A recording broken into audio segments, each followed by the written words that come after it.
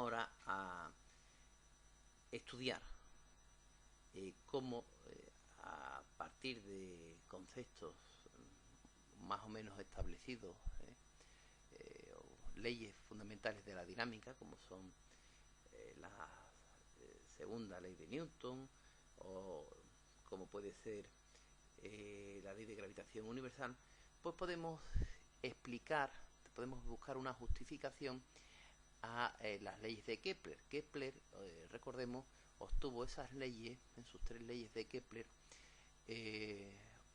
usando datos experimentales. Él disponía de unos buenos datos que les proporcionó Tycho Brahe y obtuvo sus leyes, pero no las justificó. No podía hacerlo, evidentemente, porque todavía no se conocían las leyes de Newton ni la ley de gravitación universal. Entonces enunció sus leyes, que son rigurosamente ciertas, que son muy útiles, que explican el cómo del movimiento, pero no explican el porqué, y nosotros vamos a intentar ahora ver el porqué. Bueno, vamos a enunciar rápidamente las 3 leyes de Kepler. La primera decía que los planetas describen órbitas elípticas en torno al Sol, ocupando el Sol uno de sus focos. La justificación de esta ley se obtiene de resolver la ecuación diferencial F igual a m por a, y donde sabemos la fuerza, la F igual a m por a, la F vale concretamente gm grande, módulo gm grande m chica partido r cuadrado, y tiene que ser igual en la otra parte de la ecuación a m por a, es decir, a m por la derivada segunda de r con respecto al tiempo al cuadrado. Bien, si nosotros nos fijamos mentalmente en la parte de la izquierda, que es gm grande m chica partido por r cuadrado, y en la parte de la derecha, que es m por aceleración, o lo que es lo mismo, una derivada segunda de r con respecto al tiempo al cuadrado, pues resolviendo esta ecuación diferencial y haciendo uso de la ley de conservación del momento angular, obteníamos que las trayectorias de estos cuerpos son cónicas, son cónicas, es decir, puede ser una elipse, una parábola o una hipérbola, pero en el caso concreto de los planetas, pues tenemos elipses, ¿vale? Entonces la primera ley de Newton, la primera ley de Kepler se puede obtener, como daremos en apunte, de resolver la ecuación diferencial que me resulta de igualar la ley de gravitación universal, es decir, F igual a gm grande m chica r cuadrado, con la segunda ley de Newton, que es m por aceleración, es decir, m por la derivada segunda de r con respecto al tiempo al cuadrado, es decir, es una ecuación diferencial. Y si yo resuelvo esta ecuación diferencial y hago uso de la conservación del momento angular, pues obtengo que las soluciones de esas ecuaciones diferenciales son las cónicas. En el caso concreto de mis planetas, de los planetas que giran en torno al Sol, estas cónicas son parábolas. Muy bien, esta sería la justificación de la primera ley. La justificación de la segunda ley, vamos a recordarla. ¿Qué decía la segunda ley? La segunda ley de Kepler decía: el radio vector que une el Sol con cada uno de los planetas barre áreas iguales en tiempos iguales. También es conocida esta ley como ley de la velocidad areolar, del área constante, velocidad areolar constante. Bien. ¿De dónde sostiene o cómo se justifica esta segunda ley? Pues también se justifica esta segunda ley de Kepler mediante la conservación del momento angular. Bien, vamos a ver, no olvidemos que las fuerzas gravitatorias son fuerzas centrales. El hecho de que las fuerzas gravitatorias sean fuerzas centrales implica que si yo hago el producto escalar, el producto vectorial de R por F, R vectorialmente por F, su producto vectorial va a valer 0. R por F vectorialmente va a valer 0. Como M mayúscula, que es el momento de una fuerza, es igual a R por F, y R y F son paralelos, pues el producto vectorial, el producto vectorial de R por F va a valer 0. Y entonces, el hecho de que la M sea 0, obteníamos, como hemos visto en lecciones anteriores, que la L es constante. Pero que la L módulo, el vector L sea constante, ¿qué significa? Que es constante el módulo, que es constante la dirección y que es constante el sentido de L.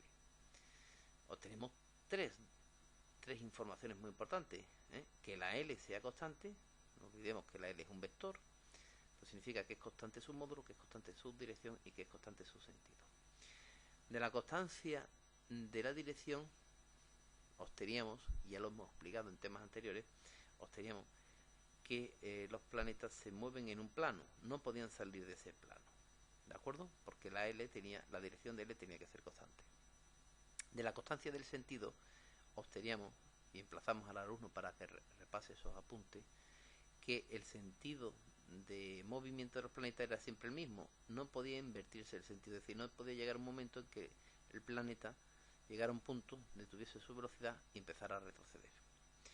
Y de la constancia del módulo de L obteníamos que al ser L en módulo constante, la velocidad aerolar era constante, es decir, el radio vector que une los planetas con el Sol barre áreas iguales en tiempos iguales. Bien,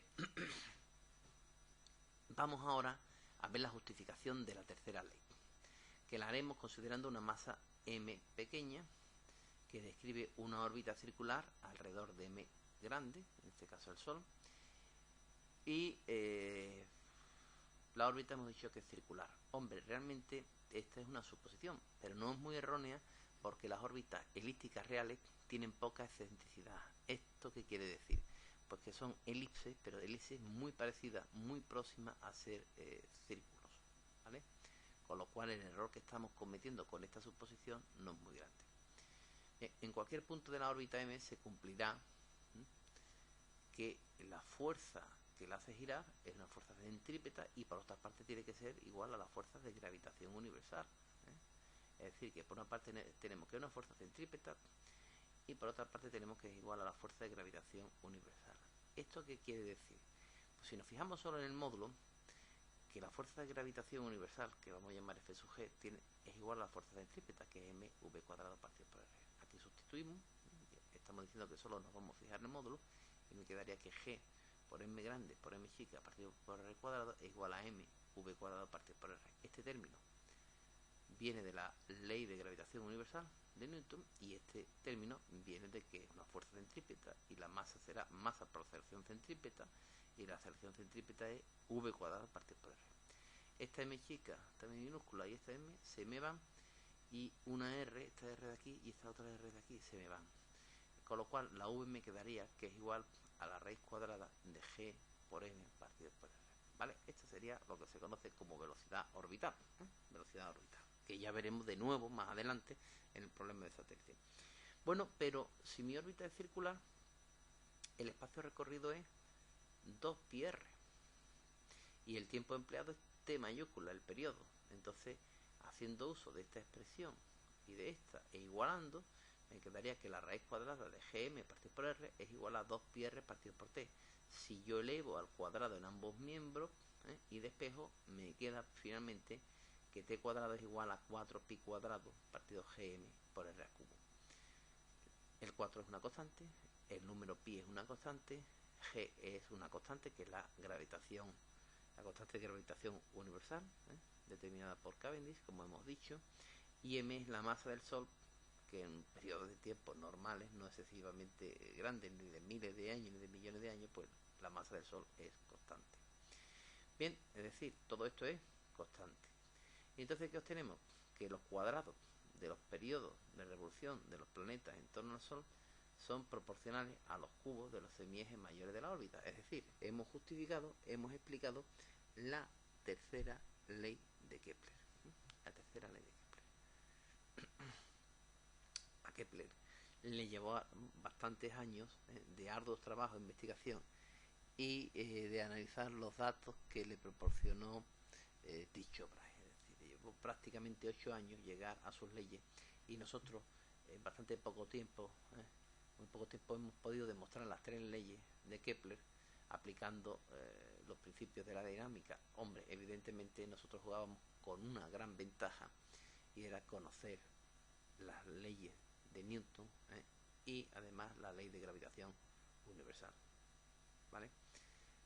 Resaltamos esto para que el alumno vea la potencia que tiene, la utilidad que tiene las leyes de Newton, así como la ley de gravitación universal, que me han permitido obtener la justificación de las 3 leyes de Kepler de una forma relativamente fácil, mientras que si lo hacemos de forma empírica como hizo Kepler, pues nos llevaría años de estudio obtener estas leyes.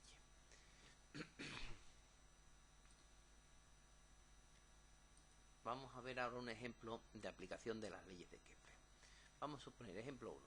La distancia de la Tierra al Sol promedio es 1,495 por 10 elevado a 8 kilómetros en promedio.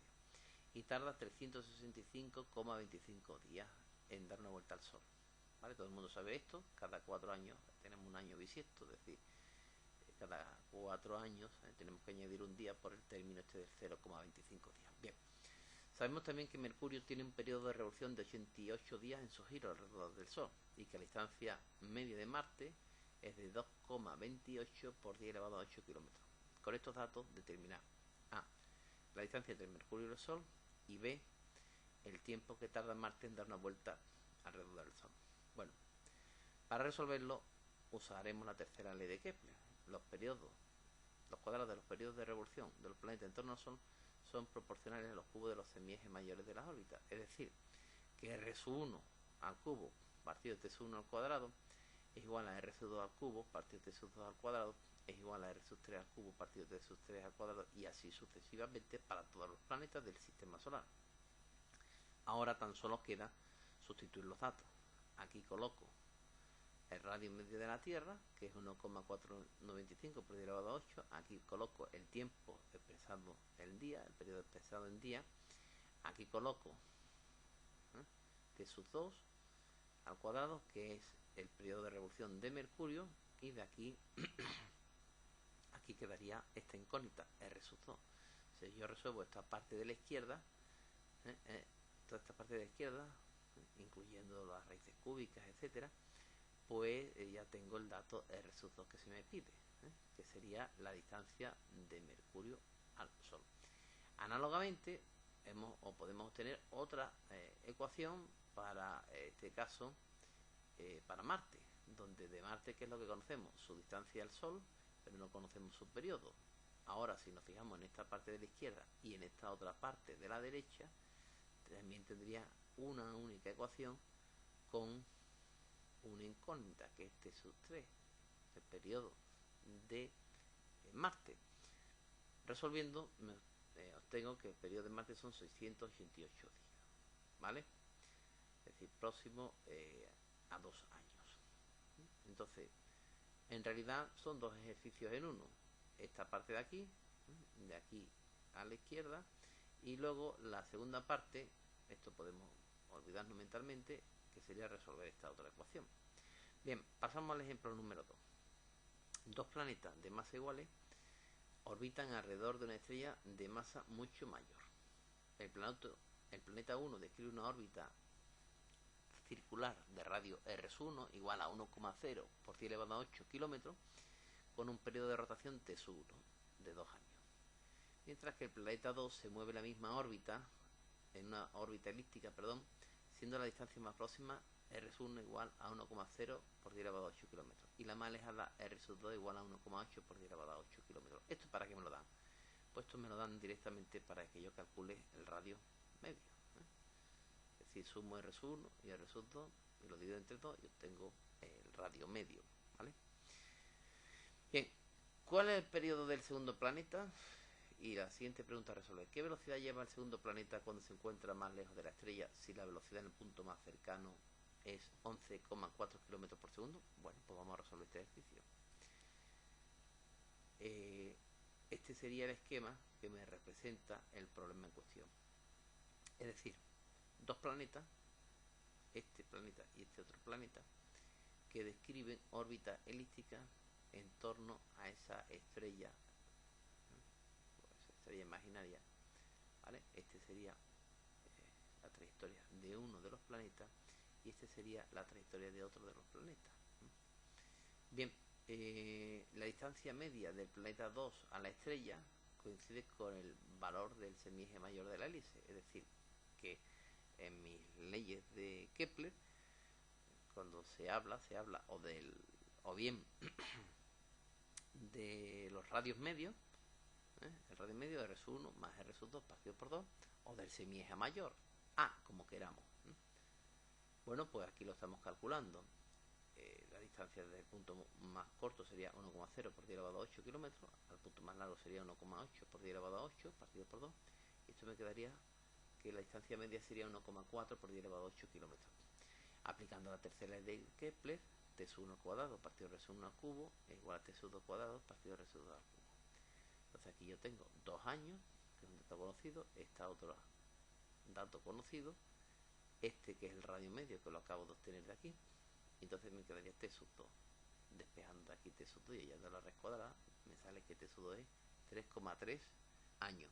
Bueno, hay que decir que como esto está medido en años, el periodo me va a salir expresado en años, ¿vale? Entonces cuando obtenga este resultado sería 3,3 y años, porque la unidad que he usado es el año. Muy bien, vamos ahora a calcular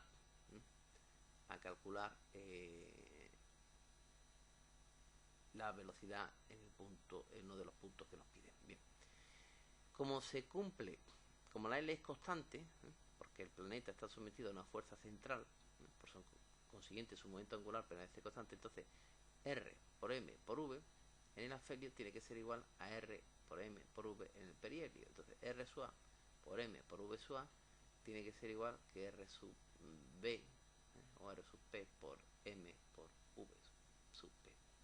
Entonces V sub A se despeja de aquí, las masas, esta masa y esta masa, ¿qué les pasa?